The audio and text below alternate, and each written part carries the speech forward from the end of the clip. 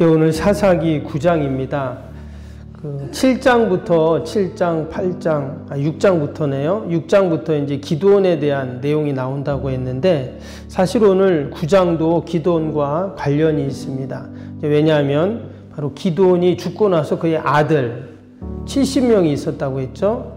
그 중에서 아비멜렉이라는 아들에 대한 이제 관련된 내용이 오늘 나옵니다.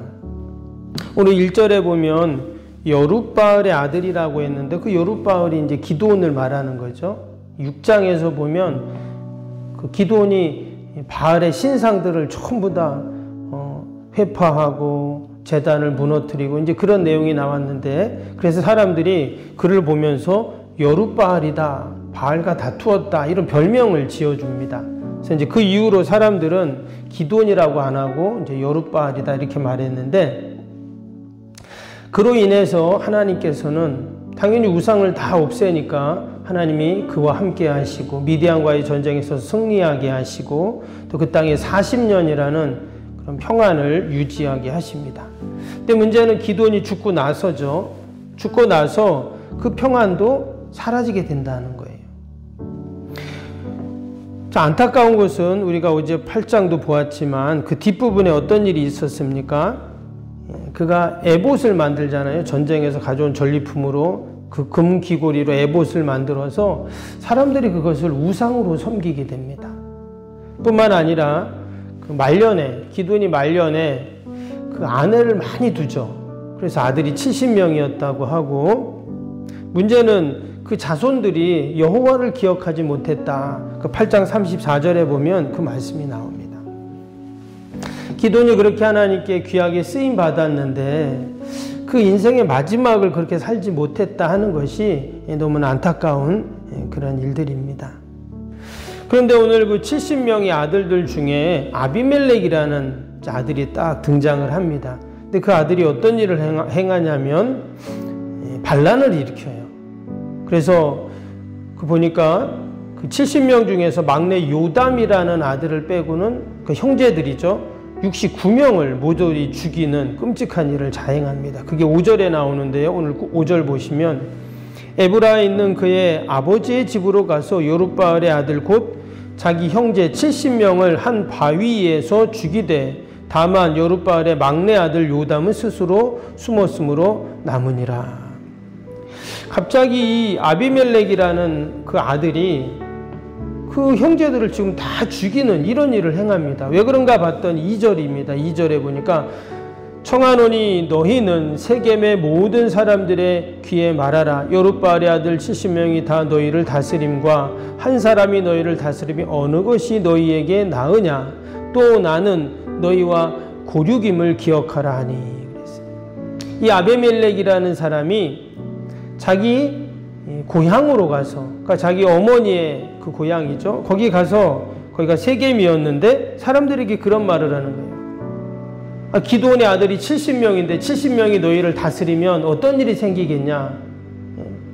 그러니까 내가 너희의 형제이고 고륙인데 내가 다스리는 게 낫지 않냐. 이런 제안을 하게 됩니다. 그 얘기를 듣던 세겜 사람들이 생각해보니까 맞거든요. 왕이 70명이면 어떻습니까? 힘들겠죠. 그래서 6절에 보시면 6절에 세겜의 모든 사람과 밀로 모든 족속이 모여서 세겜에 있는 상수리 기둥 곁에서 아비멜렉을 왕으로 삼으니라 그랬어요. 그래서 이제 아비멜렉이 왕이 됩니다. 이 주경학자들은 이 부분을 이제 해석을 하는데 조금씩 다릅니다. 어떤 학자들은 이 기드온이 죽고 그 70명의 아들들이 서로 왕이 되려고 다퉜다는 거예요.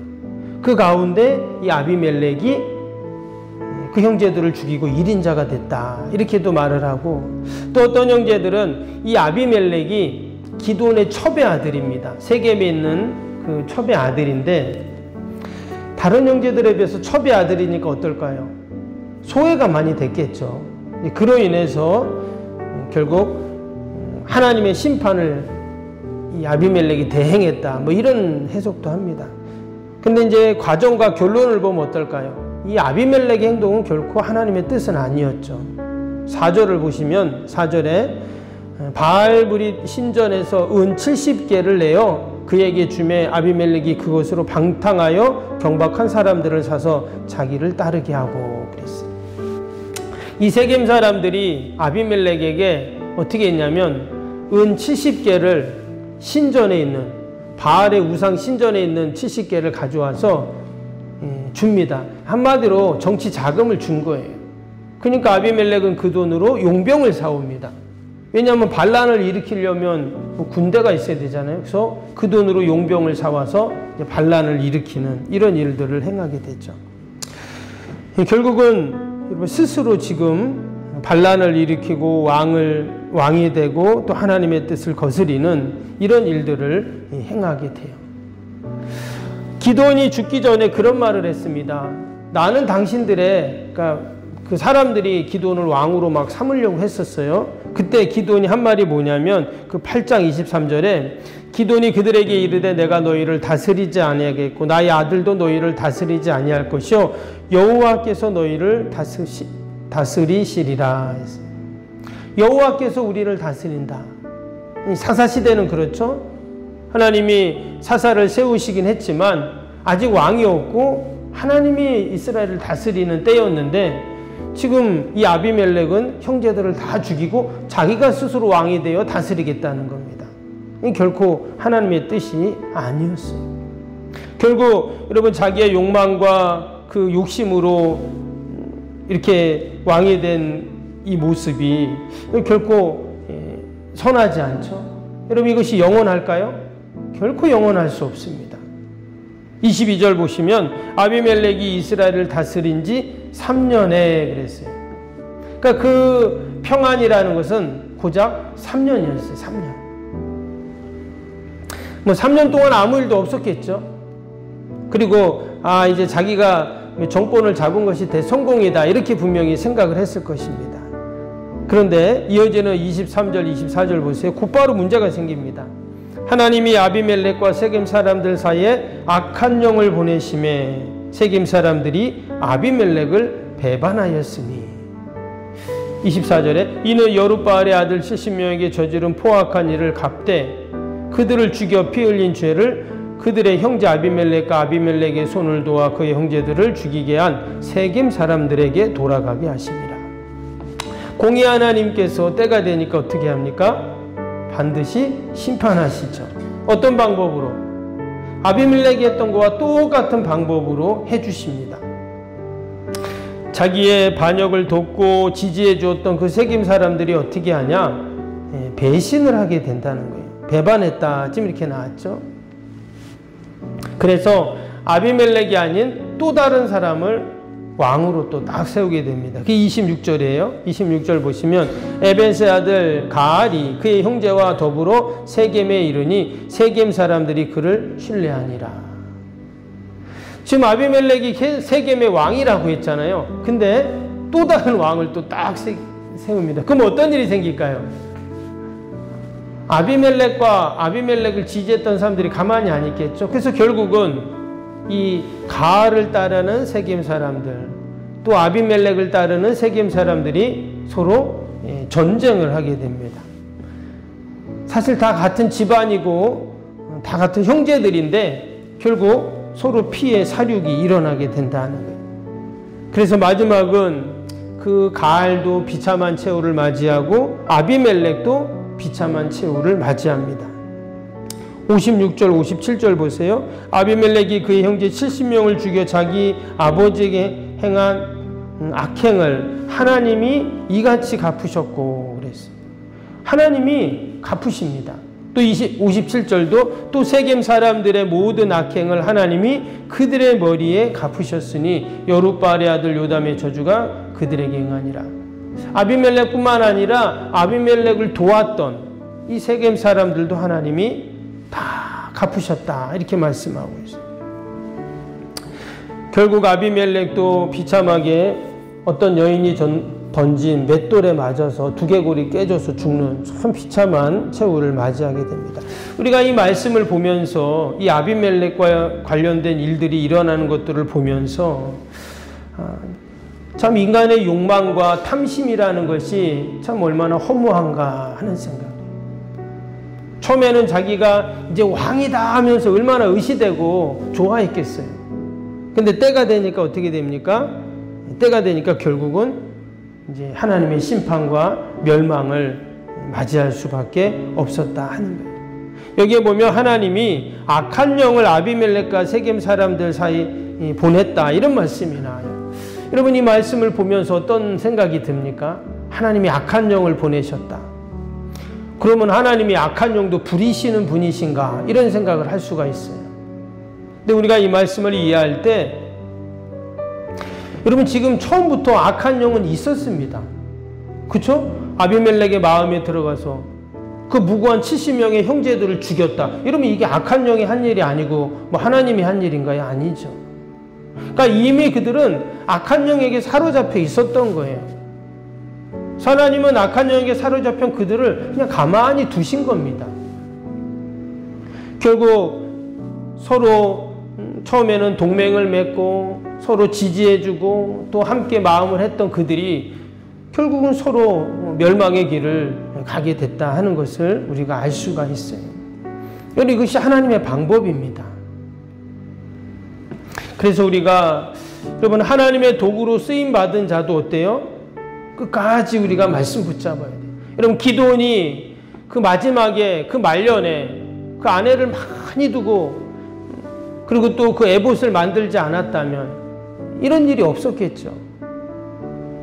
그렇게 하나님께 쓰임받았던 기드온도 마지막에 이처럼 안타까운 일들을 경험하면서 그의 아들이 결국 또 다시금 그 탐욕으로 말미암아 자멸하는 이런 안타까운 일들을 우리가 보게 됩니다.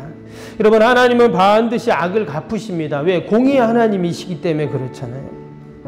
그래서 우리가 오늘도 하나님의 그 공의를 의지하고 또 우리가 기도하면서 오늘도 우리가 함께 믿음으로 살아야 할 줄로 믿습니다. 하나님은 오늘도 저와 여러분을 통해서 하나님의 구원의 역사를 이루어 가십니다. 우리가 끝까지 늘 하나님 말씀 붙잡고 우리가 믿음으로 승리하는 여러분 저와 여러분 되시기를 주님의 이름으로 축복합니다. 오늘도 우리 말씀 붙잡고 함께 수요일 기도 함께 기도하겠습니다. 수요일 기도입니다. 신실한 그리스도의 제자를 끊임없이 재생산하는 생명의 공동체가 되게 하옵소서. 아멘. 주님의 마음으로 성도들을 섬길 수 있는 평신도 지도자들이 세워지게 하옵소서. 아멘. 세워진 평신도 지도자들이 자신의 은사를 따라 교회를 섬기게 하옵소서. 아멘. 부흥의 새 시대를 준비하며 다음 세대를 책임지는 교회가 되게 하옵소서. 아멘. 복음의 능력으로 통일한국과 글로벌 시대를 감당할 다음 세대를 준비하게 하옵소서. 아멘. 다음 세대들이 성경적인 가치관으로 무장되어 열방을 품고 나아가게 하옵소서. 아멘. 우리 아이들이 지성과 감성과 영성을 겸비하여 새 시대 부흥의 주역이 되게 하옵소서. 아멘. 이제 육체를 목자의 심정과 긍휼의 마음으로 품고 사랑으로 섬기게 하옵소서. 아멘.